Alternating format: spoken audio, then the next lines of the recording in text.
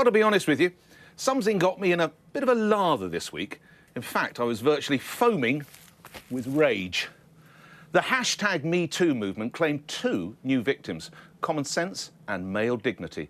The target of this razor-sharp rage, Gillette. You know, they're the big shaving firm, or make that they were the big shaving people.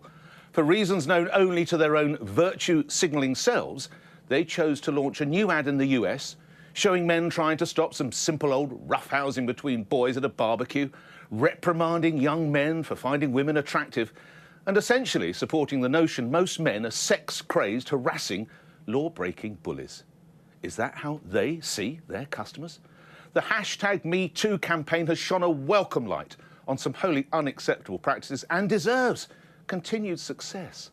However, when the hundreds of thousands of responses on the firm's YouTube page are running at a rate of 10 dislikes for every 1 like, it's clear this is one campaign that needs to throw in the towel.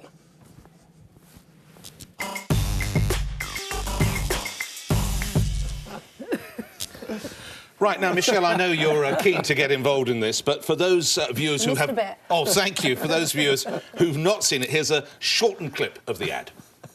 Bullying. The #MeToo movement against sexual harassment. Is this the best a man can get? Instead of excuses, Boys will be boys. Boys will be boys. Boys will be boys. we need to make change. Come on.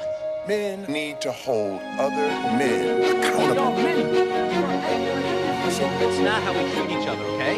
Because the action we take today will be seen by the men of tomorrow.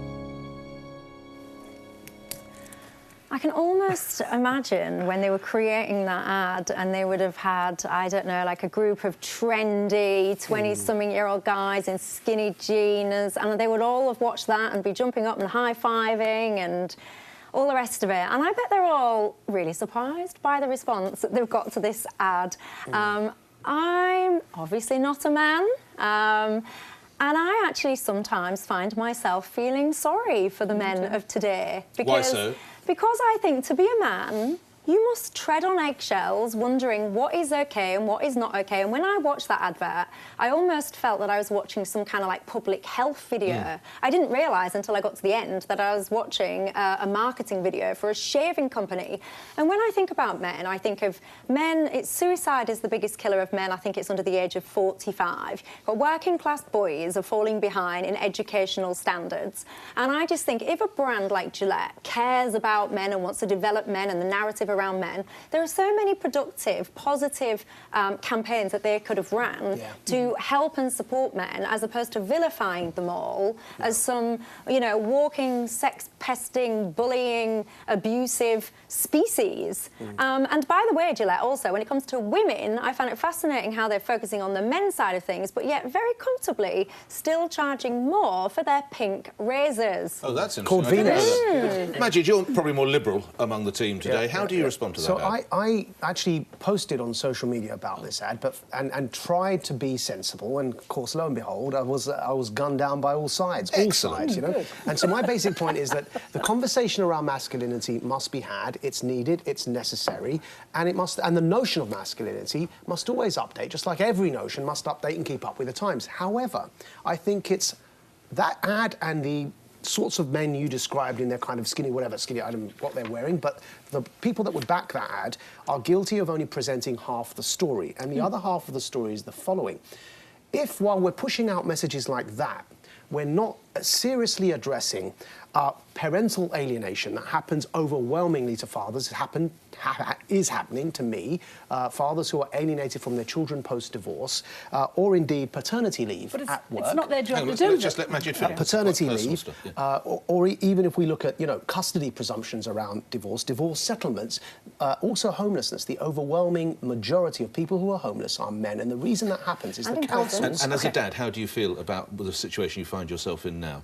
It's a daily struggle. I bet. To remain happy. These are problems that are cast into our law and into our judiciary and into our culture. You can't tell men to start behaving less like the traditional masculine roles that they've grown up with, if at the same time, if they find themselves homeless, they go to a council and the council says, women take priority, you've got to sleep on the streets. Okay. We're trying to have our cake and eat it too. But let's not forget, this is an advert for razor blades. You know, I don't know what Gillette were thinking of here in terms of PR and business. You know, they're signal boosting the very, very worst things about men. If I was a bloke, I'd never buy anything from them ever again. But mostly this ad is predicated on the fact that all men are bad and that they have to be taught how to be good. And I don't think that's very good, because all men are not bad. And I just think it's not Gillette's job to be teaching people how to be good men. It's not their job to make political statements. And especially, I don't want to take lectures from a company whose main motivation is profit. Yeah. Greg, that's a fair summation. It does depict, as Carol says, blokes are basically inherently, even as little boys. Well, I watched the whole thing last night, and I thought, I quite liked it, actually. I thought it was OK. But, but if I'd been Gillette, I wouldn't have done it. No, exactly. I mean, I would. Well, commercially, I don't think it's going to be into their advantage. I thought as a film, it was a very nice film about a small number of men. Let me ask you this. You've run companies. If you look at your YouTube page and you're running 10 to 1 dislikes v like versus like, that's a big fail, isn't it, Greg? Yeah, you'd be sitting around saying, what do we do now? Well, you know, the other ad, the 1989 ad, that was terribly positive about men, I thought. It showed them as sporty and decent and loving parents. Yeah. And let's have a look at that advert. You're looking good. You've come so far. We know how to make the most of who you are. Where the race is run, you're the champion. Gillette Gel and the Contour Plus system with Lubristrip, the complete shaving experience. So I have our director singing that in my ear now, which is a little bit off-putting, but anyway. But what I think that's a very, very positive advert. And but what they're saying now is all of that is wrong. But you touch on this, and I think this is really important. I do believe there's a war on men and masculinity since the Me Too. I really think men are under enormous pressure in a way they never have been. And I don't think But did Me Too have to happen? Yes. Oh, yeah. Let me. Yes. Ending violence. Let me just say this. This is important. It's just dialing it down, isn't it?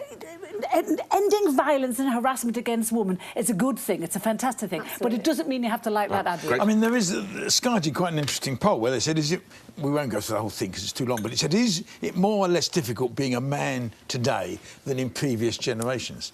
And 50% of men said yes.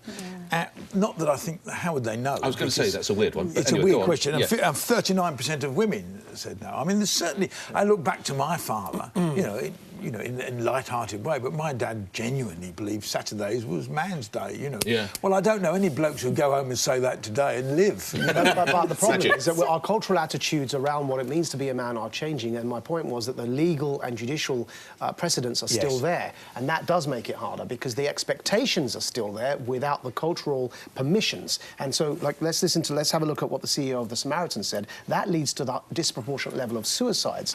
The decline of typically male industry and a rise in family breakdown mean that all too many middle-aged men now believe that they fall short of the gold standard of masculinity. They are neither the providers nor the protectors that traditional masculinity requires. This focus and desire to live up to the masculine gold standard contributes to the devastatingly high level of suicide in men in midlife. And I think if we, this is very dangerous, the road we're treading, because we're trying to change attitudes around what it means and notions around what it means to be a man without addressing the laws like war. They don't know what they're getting into. I mean, I, for one, will not be buying Gillette products, I assure you, but we need to hear what Gillette are saying. Yeah, so to give them their right reply. So this is from Gary Coombe, who's the president of global grooming at Procter & Gamble, and what he says, it's time we acknowledge that brands like ours play a role in influencing culture. Our new advert aligns with our slogan, and we believe in the best in men. By holding each other accountable, eliminating excuses for bad behaviour and supporting a new generation working towards their personal best, we can help create positive change that will matter for years to come. So that's their response. I still maintain my point that I feel that there's a desperation for brands to jump almost like social justice warriors, I think the term is, and to be politically, and it's different but linked. I saw a massive advert on the tube the other day from a bank, I won't name them, from a bank basically telling me that we have to remain in the EU. And I thought, I sat there and I thought, sod off. Exactly. I want to pay my salary into you. Back to Brexit. No, but what I'm saying trying to get your current account. There's enough in there. Just give them your money, love. You're a brand. It's like you're a shaving brand. You're a bank. Stick to retailing shavers and current accounts and we'll live in a better world, I'm sure. Anyway, coming up, I'm saying that punishment should mean prison.